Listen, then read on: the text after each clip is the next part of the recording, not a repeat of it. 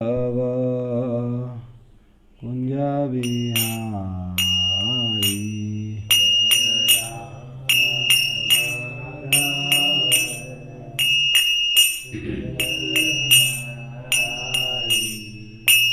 राध माधव कुंज बिहारी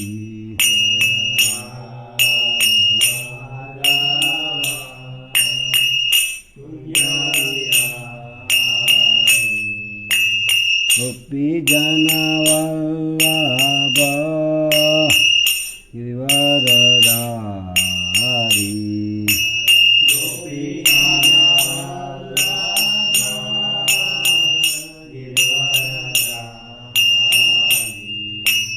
गोपी जन वल्लभ गिरिवरधारी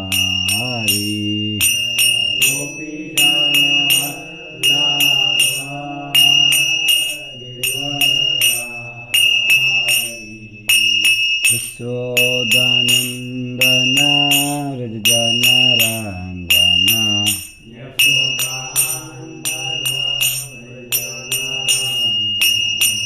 यशोदानंदन व्रजजन रंजन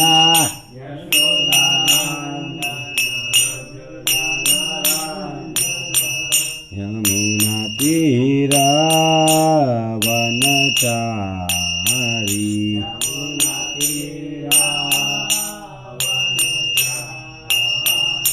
यमुना तीर वनचारी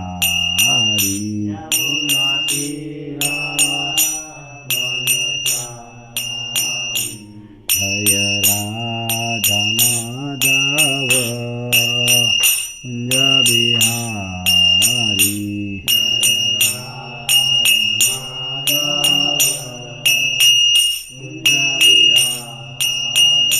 जय राधा माधव कुंज बिहारी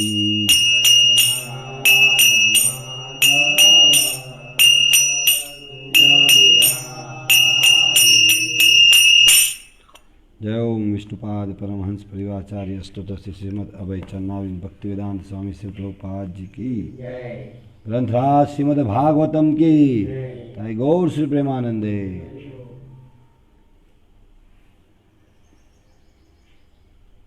ओम नमो भगवते वासुदेवाय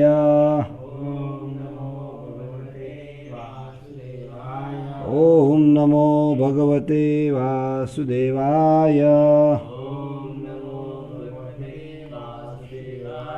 ओम नमो भगवते वासुदेवाय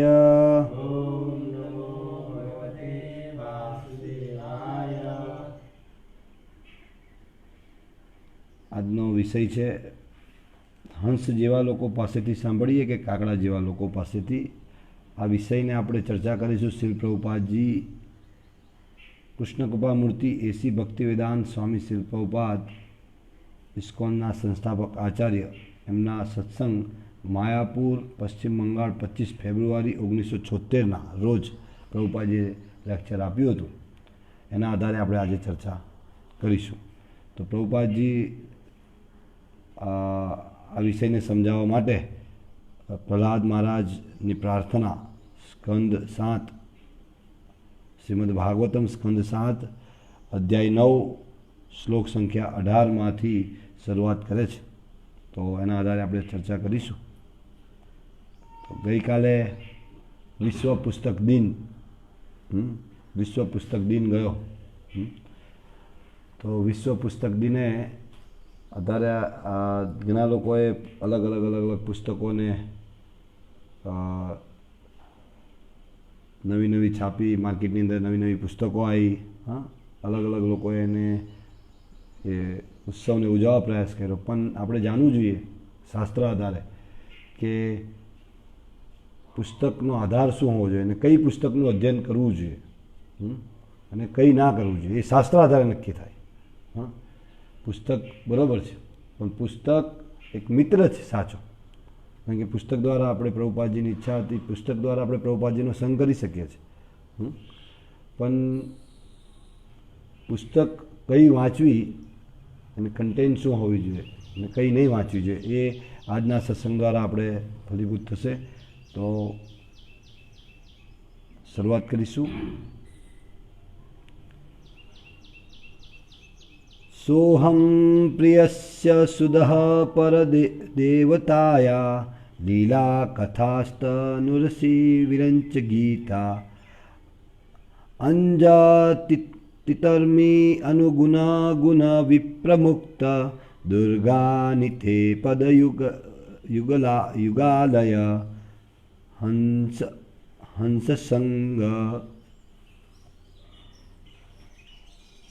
સ તે અહમ હું પ્રહલાદ મહારાજ પ્રિયસ્ય સૌથી વહાલાનું સુહદ શુભેચ્છક પરદેવતાયા પૂર્ણ પુરુષોત્તમ પરમેશ્વર લીલા કથા લીલાની કથાઓ તવ તમારું નૃસિંહ હે ભગવાન નૃસિંહદેવ વિરંચ ગીતા પ્રજાપતિ બ્રહ્માએ શિષ્ય પરંપરામાં આપેલું અંજ સરળતાથી તિતરમી હું તરી જઈશ, ઓળંગી જઈશ.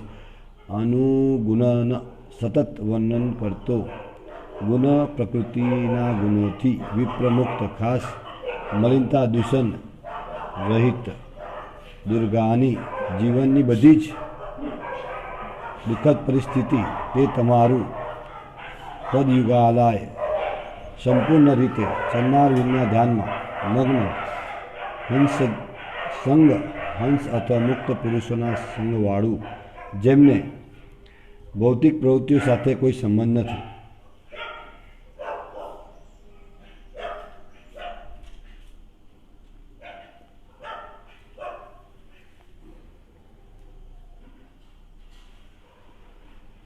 अनुवाद कृष्ण कृपा मूर्ति ऐसे भक्तिवेदांत स्वामी श्री प्रभुपाद जी द्वारा. हे मारा प्रभु नृसिंहदेव, मुक्त एवा भक्तो के जेओ मुक्त जीवात्मा हंसो छे तेमना संगमां आपनी दिव्य प्रेममय सेवामां जोडाईने हूँ प्रकृतिना त्रण गुणोना स्पर्शथी संपूर्ण अलिप्त रहीने त्रिगुणातीत आपना महिमानुं गान करवा समर्थ बनीश. आप मने अत्यंत प्रिय छो. प्रजापति ब्रह्मा अने तेमनी परंपराने बिलकुल पगले पगले चालीने हूँ आपनो महिमा गाईश. आ रीते हूँ निशंकपणे अज्ञानना सागरने ओळंगी जवा समर्थ बनीश. ओम अज्ञानतिमिरान्धस्य ज्ञानाञ्जनशलाकया चक्षुर्मृतं येन तस्मै श्रीगुरुवे नमः. नमो ओम विष्णुपादाय कृष्णप्रेष्ठाय भूतले श्रीमते भक्तिविकास स्वामीति नामिने नमो ओम विष्णुपादाय कृष्णप्रेष्ठाय भूतले श्रीमते भक्तिवेदांत स्वामीति नामिने नमस्ते सारस्वती देवे गौरवाणी प्रचारिणी निर्विशेष शून्यवादी पाश्चात्य देशतारिणी श्री कृष्ण चैतन्य प्रभु नित्यानंद श्री अद्वैत गदाधर शिवासदि गौर भक्त वृंद. हरे कृष्णा कृष्ण कृष्ण हरे हरे, हरे राम राम राम हरे हरे. हरे कृष्ण. तो विश्व पुस्तक दिन तो આપણે જાણવું જોઈએ શાસ્ત્ર આધારે આપણે ચર્ચા કરીએ એમ. તો અહીંયા પ્રહલાદ મહારાજ કહે છે કે મારા પ્રભુ નૃસિંહદેવ હું મુક્તાત્માઓ કોને કહે છે? જે હંસો જેવા છે, પરમહંસની સંગતિમાં તમારી દિવ્ય પ્રેમ ભક્તિ કરીને પ્રકૃતિના ત્રણ ગુણોથી પૂરી રીતે મુક્ત થઈ શકું. હે નાથ, હું બ્રહ્મા તથા તેમની શિષ્ય પરંપરાના પદ ચિહ્નોનું અનુગમન કરીને તમારી મહિમાઓનું કીર્તન કરીશ. તેવી રીતે હું અજ્ઞાનતાના સાગરને નક્કી પાર કરી શકીશ.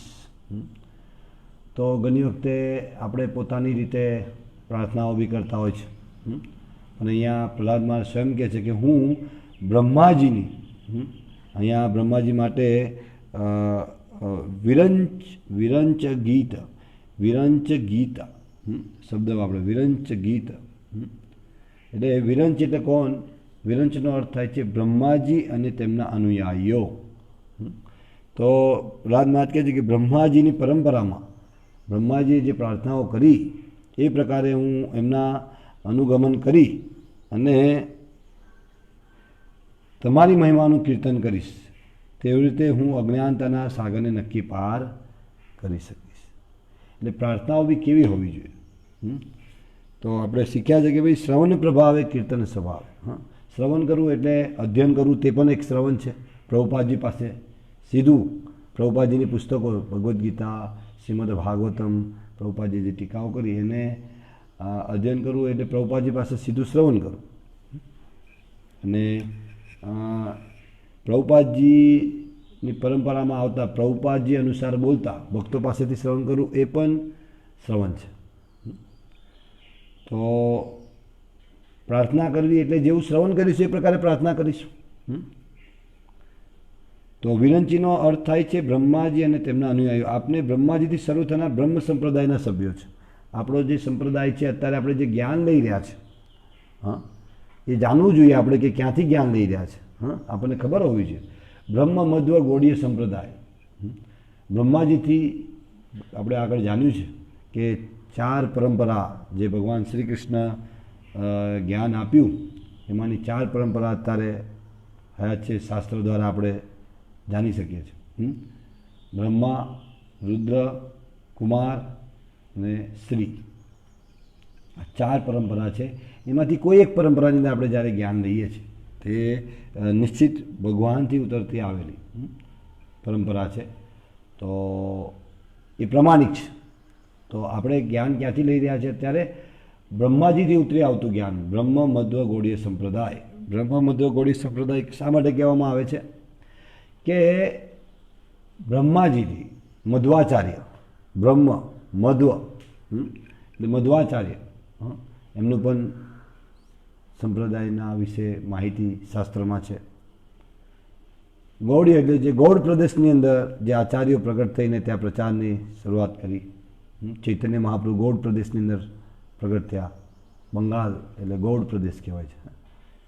તો એટલે ગૌડીય કીધા.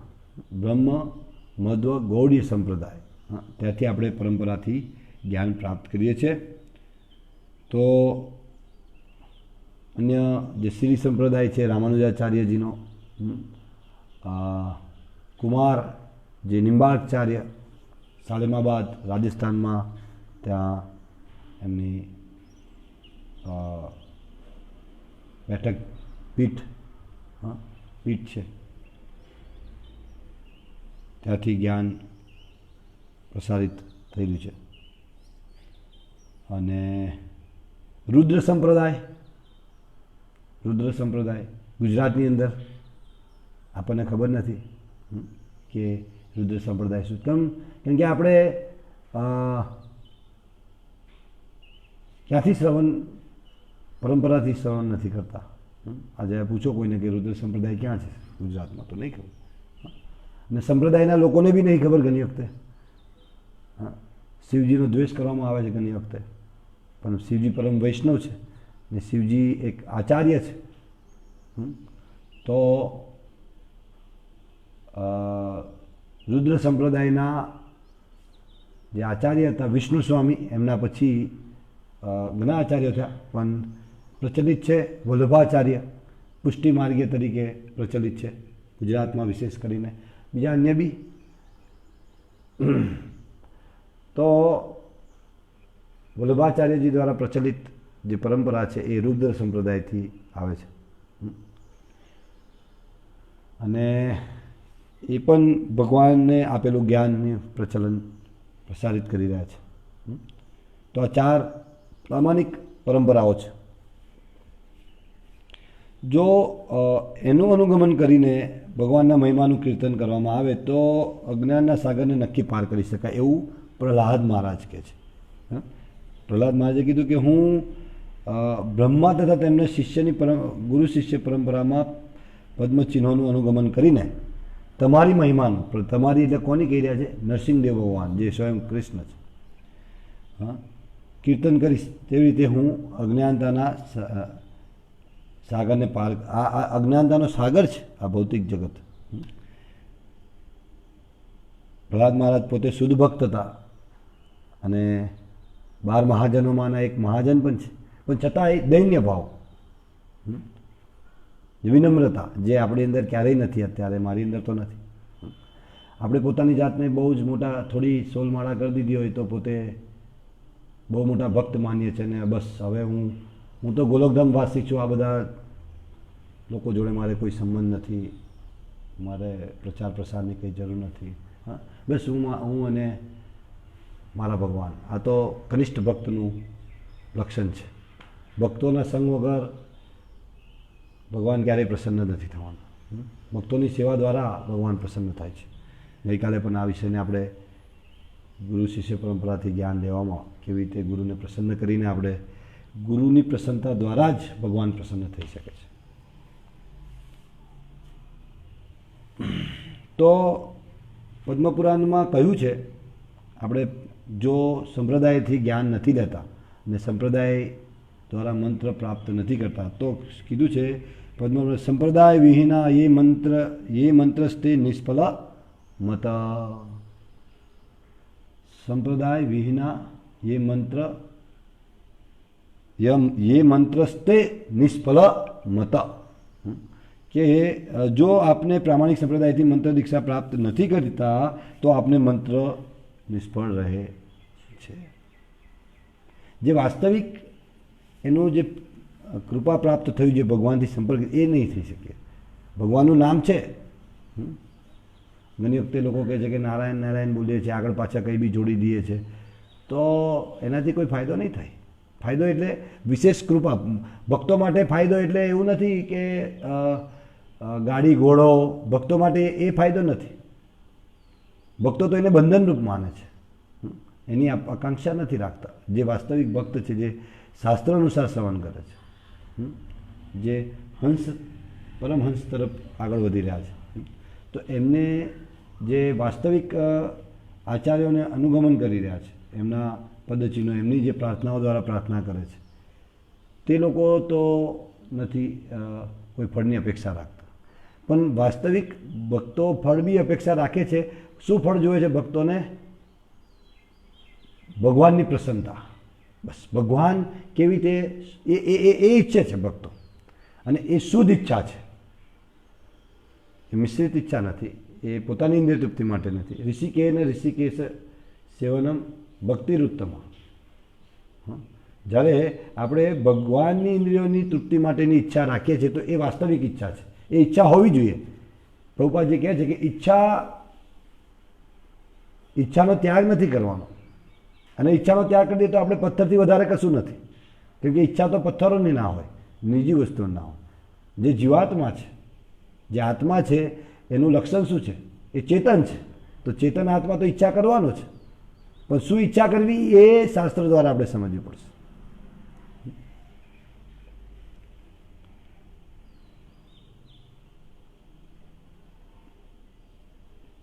કોઈ વ્યક્તિ પોતાની પદ્ધતિનું નિર્માણ ના કરી શકે. પૂજા પદ્ધતિ, મંત્રની પદ્ધતિ એ ના કરી શકે. તમારે મહાન ભક્તોના ચરણ ચિહ્નોનું અનુગમન કરવું પડશે. 4 વૈષ્ણવ સંપ્રદાયના પ્રમુખ મહાજન બ્રહ્માજી, શિવજી, ચતુષ્કુમારી, લક્ષ્મીદેવી પોતાની પદ્ધતિઓ. અત્યારે આધુનિક સમયની અંદર, આ કલાના યુગની અંદર લોકો પોતાની પદ્ધતિઓ ઉપજાવી કાઢી છે. પણ જે બુદ્ધિશાળી વ્યક્તિ છે એ હંમેશા શાસ્ત્રને પ્રમાણ લઈ અને શાસ્ત્રમાંથી પ્રમાણભૂત જે પરંપરા છે એમાં જ્ઞાન પ્રાપ્ત કરી એના દ્વારા શાસ્ત્ર ચક્ષુથી જોશે અને એ પ્રકારે જીવનને જીવવાનો પ્રયત્ન કરશે. જે 4 સંપ્રદાયની આપણે અનુમોદન કરે છે શાસ્ત્ર. આજનો આ શ્લોક પ્રહલાદ મહારાજ દ્વારા કહેવામાં આવ્યો છે. તેઓ પણ મહાજન છે કારણ કે તેઓ બીજા મહાજનોનું અનુગમન કરે. કોઈ મહાજન કેવી રીતે બની શકે એ પ્રભુપાદજી શીખવાડે છે કે ભાઈ પ્રહલાદ મહારાજ મહાજન એટલા માટે છે કે મહાજનોને, બ્રહ્માજી બી મહાજન છે, બ્રહ્માજી પણ મહાજન છે 12 મહાજનોમાં, અને પ્રહલાદ મહારાજને પણ મહાજન કહેવામાં આવ્યા કારણ કે એમને બ્રહ્માજીને પરંપરાનું અનુગમન એટલે મહાજન છે. એવી રીતે શ્રી પ્રભુપાદજી પણ મહાજન છે કારણ કે એમને મહાજન બ્રહ્માજી, પ્રહલાદ મહારાજ એમની પરંપરાને અનુગમન કર્યું છે.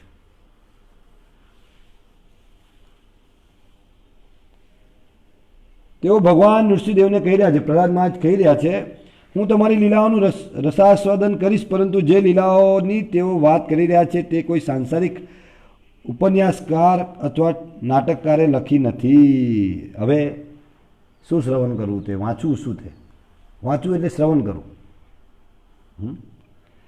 તો હું તમારી લીલાઓનું રસાસ્વાદન કરીશ, પ્રહલાદ મહારાજ કહે છે નરસિંહદેવને.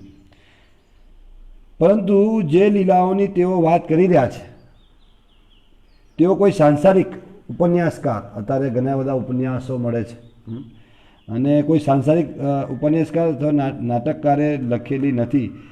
એવા લોકો ફક્ત બકવાસ કરે છે. પ્રભુપાદ અહીં બતાવે જે અત્યારે આધુનિક લોકો જે બોલી રહ્યા છે એ બધું બકવાસ છે. આધુનિક ઉપન્યાસોની જે વાત છે, હા, જે ચર્ચાઓ કરી રહ્યા છે, ગમે તેટલી પુસ્તકો લખાઈ રહી હોય પણ એ બકવાસ છે. આપને એવી રચનાઓને જોવી પણ ન જોઈએ. પ્રભુપાદજી અહીં શિક્ષા આપી રહ્યા છે આપણને.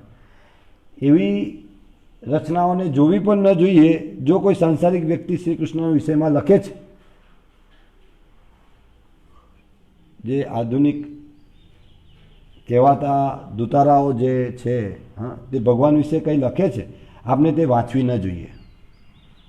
ભલે કૃષ્ણ વિશે લખ્યું હોય પણ જો એ પરંપરામાં નથી, એને એ ક્યારેય પોતે શિષ્ય જ નથી બન્યા. હા, એટલે મને યાદ છે કે અત્યારે જે આપણે ભગવદ દર્શન આવે છે આપણી ઘેર, હા, તો એ દીક્ષિત ભક્તો દ્વારા જ એમને ઓથોરિટી આપવામાં આવે. જે લેખન છે, જે લેખ છે, એ દીક્ષિત ભક્તો દ્વારા જ લખવામાં આવે છે અને એની બિલકુલ નોંધ લેવામાં આવે છે. રાધેશ પ્રભુ દ્વારા જે લેખ આવે છે એને વાંચીને એની શાસ્ત્ર સિદ્ધાંતને પ્રમાણે છે કે કેમ, જે શ્રીલ પ્રભુપાદ ગુરુ મહારાજની શિક્ષાઓ છે એ અનુસાર છે કે કેમ, હા, તો એ યોગ્ય રીતે હોય તો જ એને છાપવામાં આવે છે. એટલે દરેક વ્યક્તિને ભગવદ દર્શનને પ્રચાર કરવો જોઈએ, બહુ વિશેષ કરીને, કારણ કે ત્યાં સિદ્ધાંત કહેવામાં આવે છે. નાના નાના ટૉપિક છે પણ એમાં બહુ મોટી વાત કહેવામાં આવે છે. તો એટલે શ્રી કૃષ્ણ વિષયમાં કંઈક લખે છે, આપણે તેને વાંચવી ન જોઈએ. તે કૃષ્ણલીલા સંપ્રદાયમાંથી આવેલ કોઈ પ્રમાણિક વ્યક્તિ દ્વારા કહેવામાં આવી જોઈએ. હા, કોઈ પ્રમાણિક પરંપરા દ્વારા જે કૃષ્ણલીલા કહેવામાં આવી હોય, અને જો નહીં કહેવામાં આવતી પરંપરા દ્વારા તો એ બેકાર છે, ભલે કૃષ્ણલીલા છે. આ સમજવું પડશે. ઘણી વખતે આપણે આપણી અશુદ્ધ અવસ્થાની અંદર કે ભાઈ કૃષ્ણનું તો નામ પરમ પવિત્ર છે, કોઈ બી લખે, કોઈ બી બોલે, એ પોતે બોલવા માટે બરાબર છે, પોતે બોલે, પણ એને બી પરંપરા પાસેથી શ્રવણ કરીને બોલવું જોઈએ. શું બોલે છે એને ખબર નહીં હોય તો કેવી રીતે એને વાસ્તવિક ભગવાનને જાણી શકશે. એટલે ગમે તે વ્યક્તિ પાસેથી આપણે સાંભળવું નહીં જોઈએ.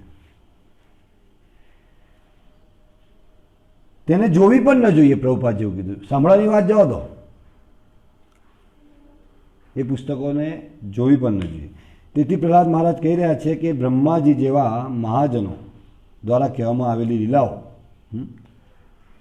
જે બ્રહ્માજીએ બ્રહ્મ સંહિતા, બીજી અનેક જગ્યાએ ભગવાનની સ્તુતિ કરી છે, ભગવાનની લીલાઓનું વર્ણન કર્યું છે, તો એને આપણે શ્રવણ કરવું જોઈએ, પરંપરામાંથી આવતું હોય. પ્રહલાદ મહારાજ સ્વયં આ વસ્તુને સમર્થન કરે તો પ્રભુપાદજી એને સમજાવે છે. બ્રહ્માજીએ બ્રહ્મ સંહિતાની રચના કરી છે. આપને નિયમિત રૂપે તેને વાંચીએ છીએ અને તેમાં શક્તિ હોય છે. જો તમે મહાજનો દ્વારા કરેલી પ્રાર્થનાઓ અને રચનાઓ વાંચશો તો તેમાંથી શક્તિ અને પ્રભાવ હશે. અત્યારે જે કંઈક બી હું બોલી રહ્યો છું એ મારી કોઈ લાયકાત નથી, પણ પરંપરા ભગવાન પૂર્ણ છે અને ભગવાનથી આવતું જ્ઞાન પૂર્ણ છે. હું અપૂર્ણ છું, પણ એ જે બળ છે, જે કંઈક બી કદાચ તમને સમજાય છે, તો એ તો પરંપરાનું જ્ઞાન છે, મારું પોતાનું કોઈ નથી. હા, તો એ જે શક્તિ છે એ તો પરંપરાની છે. એ પરંપરાની છે. એનું એક બહુ સરસ ઉદાહરણ આપે છે શ્રી પ્રભુપાદજી. મેક્સ મુલર નામના એક વેદોના વિખ્યાત અનુવાદક થઈ ગયા, મેક્સ મુલર, કદાચ તમે નામ સાંભળ્યું બી હશે. અનેક વિદ્વાનોએ તેમના અનુવાદો વાંચ્યા વેદોના, પરંતુ તેને વાંચવાથી એક પણ વ્યક્તિને વેદના ઉદ્દેશનું જ્ઞાન નથી મળ્યું. કારણ શું? કારણ કે શ્રીમાન મેક્સ મુલર કોઈ પણ અધિકૃત સંપ્રદાયમાંથી નથી, કોઈ સંપ્રદાયમાંથી એ શિષ્ય નથી બન્યા. એટલે એને એ ભલે લખ્યું એમને, પણ કોઈને વાસ્તવિક જ્ઞાન થયું નથી. નાયમ આત્મા પ્રવચને ન લભ્યો ન મેઘયા ન બહુના અંશુતે. કઠોપનિષદ 1:2:23. અયમ આત્માનો અર્થ છે આત્મ સાક્ષાત્કાર અથવા ભગવત સાક્ષાત્કાર, તેમાંથી મળતું એક કથન છે. નાયમ આત્મા પ્રવચને ન લભ્યા, જેની પાસેથી આધ્યાત્મિક બળ નથી તે ભગવાનને નથી સમજી શકતો. ન મેઘયા અર્થાત આપને પોતાની બુદ્ધિથી ભગવાનને નથી સમજી શકતા, તો પછી ભગવાનને કેવી રીતે સમજી શકીશું? જે વ્યક્તિ પર ભગવાન કૃષ્ણ તથા તેમના ભક્તોની કૃપા થાય છે, ફક્ત તે જ સમજી શકે છે. ઘણી વખતે લોકો કહે છે ને કે ભાઈ તમે તો અપૂર્ણ છો, તમે પોતે જ કહો છો, તો પછી કેવી રીતે તમારી પાસે અમે અપૂર્ણ છે. પણ જેની પર ભગવાન કૃષ્ણ અને ભગવાનના ભક્તોની કૃપા થાય છે તે જાણી શકે છે અને બોલી શકે છે. એટલે આ જ્ઞાન અમારું નથી, ભગવાનનું જ આવતું, પરંપરાથી ઉતરી આવતું આ જ્ઞાન છે. એટલે ન મેં ગયા અર્થાત આપને પોતાની બુદ્ધિથી ભગવાનને નથી ન મેં ગયા, ઉપનિષદમાં કીધું છે ન મેં ગયા. આપણે પોતાની બુદ્ધિથી ભગવાનને સમજી શકતા નથી. ભગવાનને સમજવા માટે ભગવાનના ભક્તની કૃપા અથવા ભગવાનની કૃપાથી જ આપણે સમજી શકીએ. આપણે પોતાના જાતેના ઘણી વખતે ભક્તો પ્રયત્ન કરે, હું સમજી લઈશ, પુસ્તક વાંચીને હું સમજી લઈશ. ન મેં ગયા, આપણી બુદ્ધિથી આપણે ભગવાનને સમજી શકીએ નહીં. એ ભગવાન છે. એટલે પરંપરાની બહુ જ મહત્વતા છે. તો આપણે આજે ચર્ચા કરી રહ્યા છીએ કે ભાઈ હંસ જેવા લોકો પાસેથી સાંભળ્યું કે કાગડા જેવા. તો હંસો કોણ છે એ સમજીએ. હવે આજે વિષય છે હા, તો પ્રહલાદ મહારાજે અહીંયા બ્રહ્માજી પાસેથી શ્રવણ, હા, બ્રહ્માજીની પરંપરાની અંદર હા એમને જે કરેલી પ્રાર્થનાઓ દ્વારા નરસિંહ ભગવાને કહે છે કે હું તમારી પ્રાર્થના કરીને આ ભવસાગર પાર કરી દઈશ. તો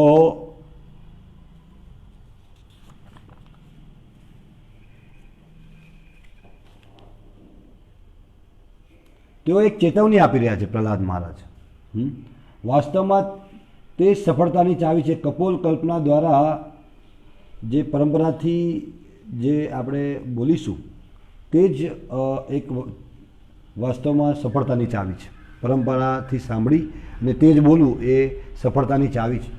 એટલે આ ચેતવણી આપી રહ્યા છે પ્રહલાદ મહારાજ કે પરંપરા સિવાય બહારથી સાંભળી નહીં બોલવું જોઈએ અને સાંભળવું જ નહીં જોઈએ. પ્રભુપાદે કીધું જોવું પણ નહીં જોઈએ એવી પુસ્તકોને. કપોલ કલ્પના દ્વારા ભગવાનની લીલાઓને નથી લખી શકાતી. તેથી આગળનો શબ્દ અતિશય મહત્વપૂર્ણ છે. પદ યુગાલય હંસ. મુક્તાત્માઓના સંગમાં તમારા ચરણકમળના ધ્યાનમાં મગ્ન છે. હા, તો પદ યુગાલય હંસ, પદ યુગાલય હંસ. તો હંસ શું કરે છે? હંસ કમળની જે કમળની ડાળી છે પાણીની અંદર, તો એમાં ફસાઈને રમત રમે છે. પદ યુગાલય હંસ, હંસ આ કાર્ય કરે છે. તો જે ભક્ત છે એ એવી જ રીતે કમળ સમાન ભગવાનના ચરણ કમલ, એમના ચરણ કમલમાં પોતાના મનને પોરવી દે છે ને એમાં જ એ ફસાઈને રમ્યા કરે છે. એ હંસ છે. આ હંસનું કાર્ય છે.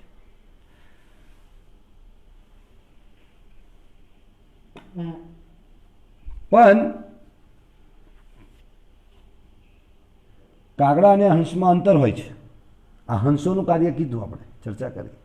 પણ કાગડાઓ તો શું કરે છે? ગંદા સ્થાન પર રહે છે. જ્યાં કમળ છે ત્યાં તમને કાગડા જોવા મળે, ત્યાં હંસો જોવા. સરોવરની અંદર જે સ્વચ્છ સરોવર સુંદર જ્યાં કમળ છે ત્યાં હંસો જોવા મળશે.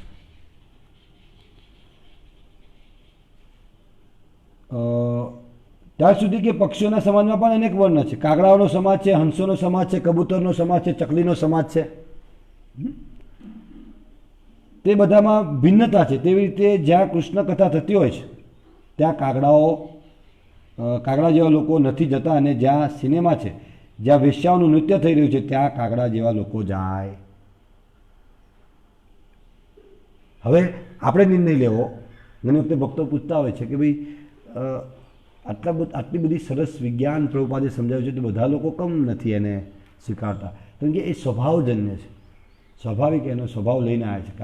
કાગડા જેવો સ્વભાવ છે એ વ્યક્તિ આ નહીં, એની રુચિ હશે ન્યૂઝપેપર, હા, જ્યાં માંસાહારની વાત થતી હોય, જ્યાં વેશ્યાગમનની વાત થતી હોય, જ્યાં વેશ્યાઓ નાચતી હોય, તો ત્યાં વધારે એવા લોકો જોવા મળશે. અને જો આપણને બી એવી ઈચ્છા થતી હોય ને આપણે ખાનગીમાં જતા હોય ને આપણે ખાનગીપૂર્વક વાંચતા હોય તો સમજી લેવું કે આપણે કાગડાથી વધારે નથી. અને જો આપણને પ્રતિદિન ભગવત ચર્ચામાં ઉત્સાહ આવે છે, ભગવત ચર્ચા કરવા માટે આપણે ઉત્સુક બનીએ છીએ પરંપરા દ્વારા, તો નિશ્ચિત આપણે હંસ બનવાનો પ્રયત્ન કરી રહ્યા છીએ પરંપરા દ્વારા. તો આ કાગડા અને હંસની કાર્યકલાપની ચર્ચા કરી. હંસ કોને કહેવાય? હંસો, હા, અને કાગડા કઈ તરફ આકર્ષિત થાય છે.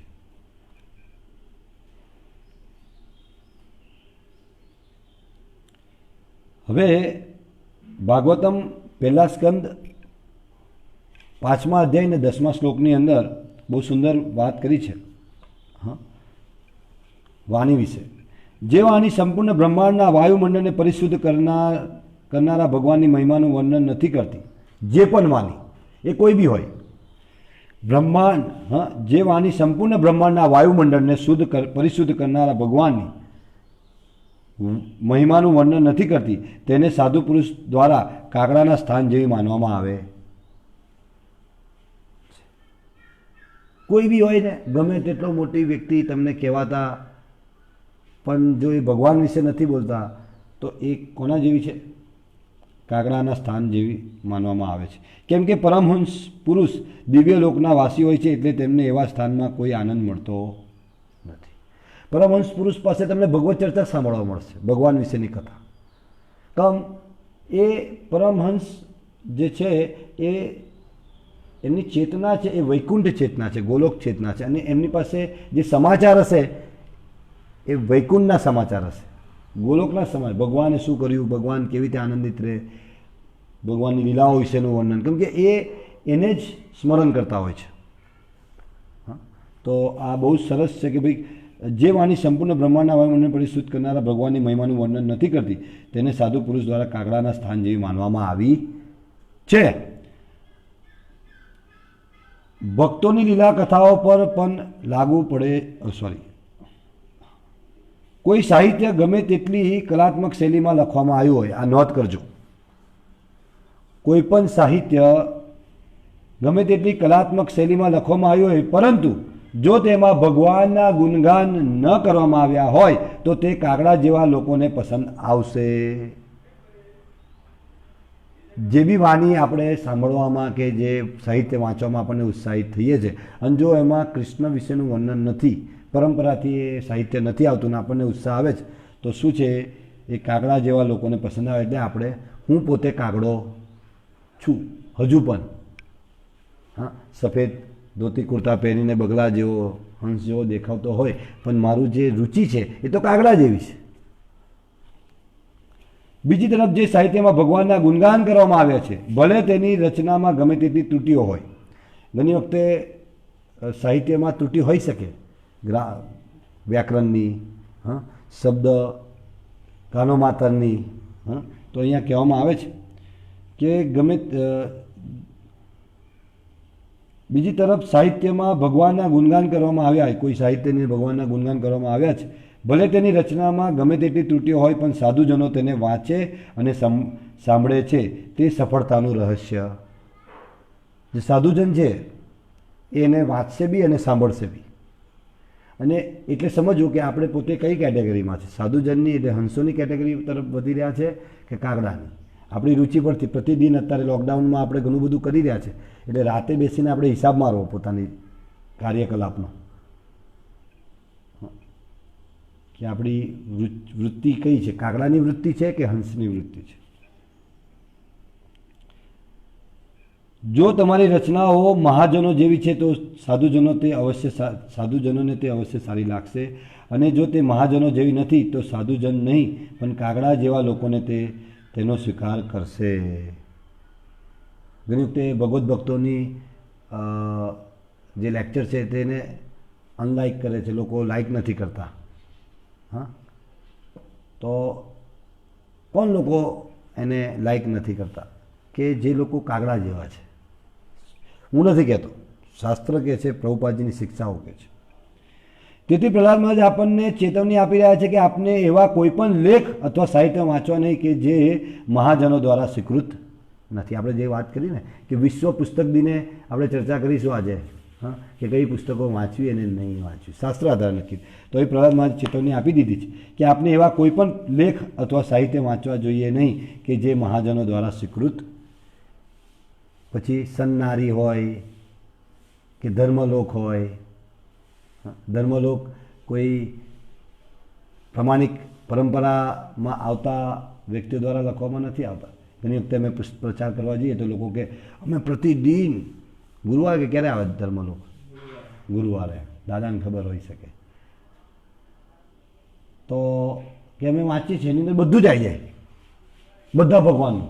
પરમ સત્ય ક્યારે બે ના હોય, પરમ સત્ય એક જ છે, ભગવાન એક જ હોય. એક જ હોય ને એક જ છે જ, શાસ્ત્ર દ્વારા અનુમોદિત છે. પરમ ભગવાન કૃષ્ણ છે. આપને ભગવદ્ ગીતા પર બળ કેમ આપીએ છીએ? ઘણી વખતે લોકો કે તમે કેમ કહો છો ભગવદ્ ગીતા વાંચો, ભગવદ્ ગીતા વાંચો, કેમ આટલું જોર આપો છો?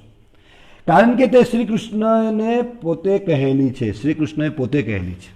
ભગવદ્ ગીતા પર બળ એટલા માટે આપીએ છીએ કે સ્વયં કૃષ્ણના મુખારવિંદમાંથી આવેલી છે. ભગવદ્ ગીતા આગળ પણ મેં સમજાવ્યું છે. ભગવદ્ ગીતાનો અર્થ કે ભગવદ્ ગીતા એટલે ભગવાને ગાયેલું ગીત, એને ભગવદ્ ગીતા કહે. તેવી રીતે શ્રી કૃષ્ણના શુદ્ધ ભક્ત દ્વારા લખવામાં આવેલા પુસ્તકોનું પણ મહત્વ હોય છે. જેવી રીતે ભગવાન શ્રી કૃષ્ણએ કીધી ભગવદ્ ગીતા એટલે અમે જોર આપીએ છીએ, એવી જ રીતે ભગવાનના જે શુદ્ધ ભક્ત છે એ ભગવાનથી અલગ કશું જ નથી બોલતા, એવા શુદ્ધ ભક્તો દ્વારા લખવામાં આવેલી પુસ્તકોનું પણ મહત્વ હોય છે. એટલે અમે શ્રી પ્રભુપાદજીની પુસ્તકોનું અધ્યયન કરવા માટે વારંવાર આપને ચરણોમાં વિનંતી કરીએ છીએ, વારંવાર વિનંતી કરીએ છીએ. અને એ વિનંતી પણ કોઈને ઘણી વખતે આકરી રાખતી હોય છે, અરુચિકર, કેમ કે સ્વભાવ કાગડા જેવો હોય ને. પરંતુ તે પુસ્તકો અધિકૃત વ્યક્તિઓ દ્વારા લખાયેલા હોવા જોઈએ. શુદ્ધ ભક્ત દ્વારા લખવામાં આવેલી પુસ્તકોનું મહત્વ હોય છે. પુસ્તકો વાંચવી સારી વાત છે. પુસ્તકો, વિશ્વ પુસ્તક દિન પ્રચાર કરવો સારી વાત છે, પણ ભગવદ્ ગીતા અને પ્રભુપાદજી જેવા શુદ્ધ ભક્તો, આચાર્ય, 4 પરંપરા છે, એમાં આવતી પરંપરામાં જે પુસ્તકો છે એનો વિશ્વ પુસ્તક દિન મનાવવો જોઈએ. પ્રતિદિન હોવો જોઈએ, એક દિવસ નહીં, પ્રતિદિન. અમે મનાવીએ છીએ પ્રતિદિન શાસ્ત્ર પ્રચાર અભિયાન દ્વારા. ગઈકાલે જ પ્રભુપાદજીના પ્રચાર દ્વારા કરજણ તાલુકાના આ ભક્તો, હરે કૃષ્ણ સત્સંગ કેન્દ્ર કરજણના ભક્તો દ્વારા જે પ્રચાર કરવામાં આવી રહ્યો છે એના ફળરૂપે વેમાર ગામથી એક વયોવૃદ્ધ વ્યક્તિ, વધારે ઉંમરની 55-60 વર્ષ ઉંમર હશે, વેમારથી લોકડાઉનમાં પણ સાયકલ લઈ ભક્તિભવન પર પધારે છે અને શ્રી પ્રભુપાદજીની પુસ્તકો, 300 રૂપિયાની પુસ્તકો, ગ્રંથો એમને સ્વીકાર કરી ઉત્સાહભેર સાયકલ પર ત્યાંથી આવ્યા અને લઈ ગયા ને ખૂબ ખૂબ ધન્યવાદ આપ્યો. હા, તો આ હંસોની રુચિ છે, આ હંસ જેવા વ્યક્તિઓ છે, એ ગમે ત્યાંથી સુધી પ્રભુપાદજીની પુસ્તકોને, હા, જે ભક્તોની, એ ભગવાન ચૈત્ય ગુરુ તરીકે આપણે કાલે સમજ્યા છે, આપણા હૃદયમાં છે. આપણે જો એવી ઈચ્છા કરીશું તો ભગવાન આપણને વ્યવસ્થા કરશે. અને આપણે જો એવા પ્રચાર કરીશું તો ભગવાન પણ એવા ભક્તોને, એવા વ્યક્તિઓને આપણી પાસે મોકલી આપશે. પણ આપણે જ યથારૂપ પ્રચાર કરવા માટે યથારૂપ શ્રવણ નથી કરતા ને યથારૂપ પ્રચાર નથી કીર્તન કરતા તો એવા વ્યક્તિઓ મળવાના નથી. તો ખૂબ ખૂબ ધન્યવાદ છે અમને. વેમાર ગામથી સાયકલ લઈને આવ્યા. આવી સ્થિતિમાં પણ લોકો રિસ્ક લે છે પૈસા કમાવા માટે. કોરોનાના મહામારી વચ્ચે પણ આજે લોકો દુકાનો અને અલગ અલગ કંપનીઓમાં જઈને પૈસા કમાવા માટે રિસ્ક લે છે, પણ ભગવાનની ભક્તિ કરવા જે સનાતન છે એની માટે કોઈ રિસ્ક લેતું નહીં. ના, ભક્તિભવન ના જવાય, કોરોના લાગી જાય. કરિયાણાની દુકાને કોરોના ના લાગે, શાકભાજી પાસેથી કોરોના નહીં આવે. અમારો પ્રચાર ક્યારેય એવો નથી. સરકારશ્રીના આદેશોનું પાલન કરવાનું છે, પણ દરેક જગ્યાએ પાલન થવું જોઈએ. દરેક જગ્યાએ પાલન થવું જોઈએ. તો આપણે તો પ્રભુપાદજીની શિક્ષા અનુસાર પ્રતિદિન અધ્યયન કરવું જોઈએ પ્રભુપાદજીની પુસ્તકોનું, કેમ કે પરંપરાથી આવે છે.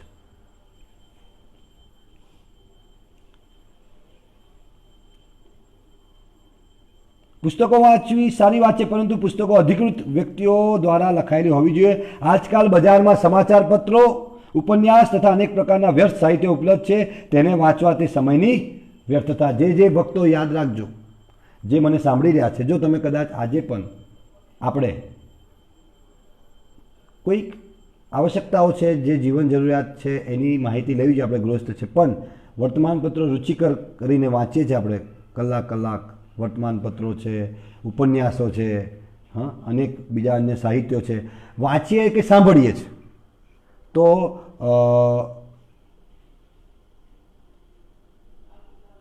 એ આપણી રુચિ કાગડા જેવી છે.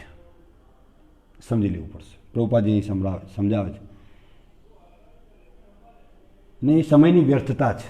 પ્રભુપાદજી કહે છે તેની જગ્યાએ આપણે અધિકૃત ભક્તિમય ગ્રંથ વાંચવા જોઈએ. તેનાથી શું થશે? આપને ભૌતિક બંધનમાંથી, આપણે ઘણી વખતે પૂછીએ કે યાર આટલી ઠીક છે 1 કલાક વાંચીએ, અમે આખો દિવસ થોડી વંચાય, અમે કરીએ જ છે, પણ નહીં. નિત્યમ ભાગવત છે, પ્રતિક્ષણ વાંચો, ચર્ચા કરો, સ્મરણ કરો.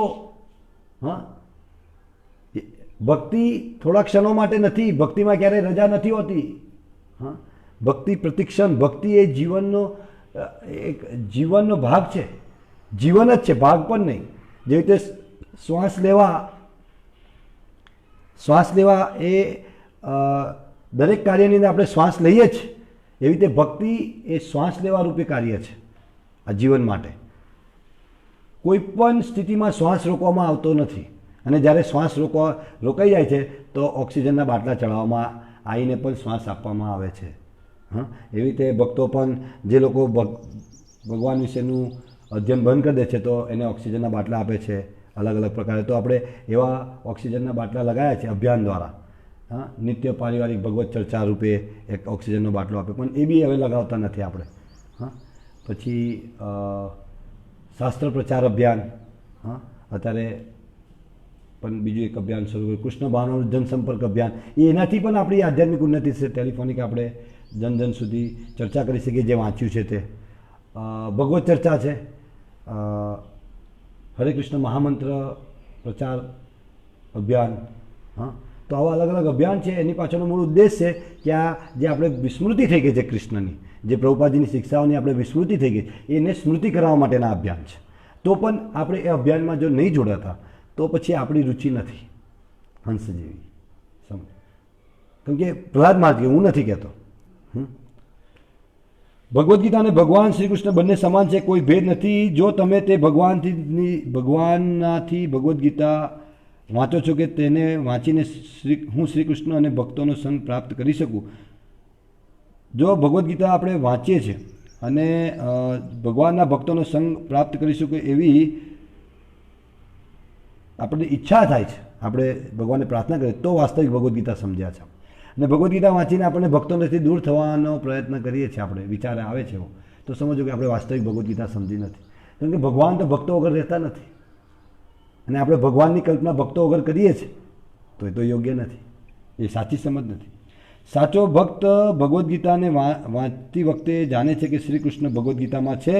જો તમે શુદ્ધ ભક્ત છો, પ્રભુપાદજી બતાવે, જો તમે શુદ્ધ ભક્ત છો અને નિરપરાધ ભાવથી હરે કૃષ્ણ મહામંત્ર જપ કરો છો તો નિશ્ચિત જીવા પર ભગવાન શ્રી કૃષ્ણ નાચે છે.